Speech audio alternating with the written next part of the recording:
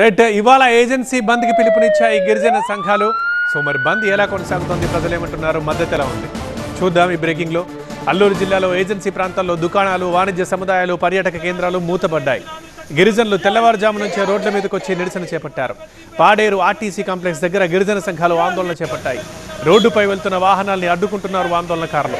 RTC బస్సులు మాత్రం యథాతథంగా నడుస్తున్నాయి. బంద్కి పర్యాటక కేంద్రాల కార్మికులు మద్దతు తెలిపారు. అరకులో వర్తక, వాణిజ్య సంఘాలు సంఘీభావం తెలిపాయి.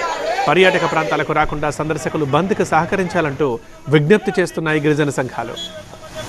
అయితే పోలీసులు మాత్రం బంద్కి అనుమతి లేదంటున్నారు. IIHM స్టూడెంట్స్ ప్రపంచం మొత్తం ఉద్యోగాలు చేస్తూ లక్షల్లో జీతాలు సంపాదిస్తున్నారు. ఇప్పుడే చేరండి international institute of hotel management. ప్రజా రవాణా శాంతికి భంగం కలిగించొద్దని సూచిస్తున్నారు. ఏజెన్సీలోని ప్రధాన ప్రాంతాల్లో భారీగా మోహరించారు. డ్రోన్లతో నిఘా ఏర్పాటు చేశారు. ఆర్టీసీ బస్సులు, ప్రైవేటు వాహనాల్ని దగ్గరుండి పంపిస్తున్నారు పోలీసులు. జీవో నెంబర్ 3ని పునరుద్ధరించారు. గిరిజన హక్కులు కాపాడాలి, చట్టాలు పటిష్టంగా అమలు చేయాలంటూ గిరిజన సంఘాలు డిమాండ్ చేస్తున్నాయి.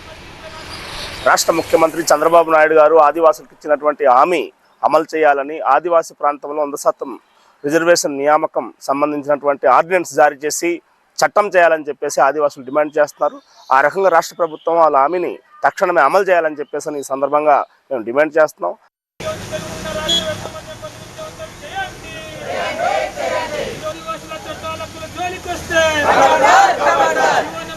రాష్ట్ర ముఖ్యమంత్రి గారు ఇచ్చిన హామీలు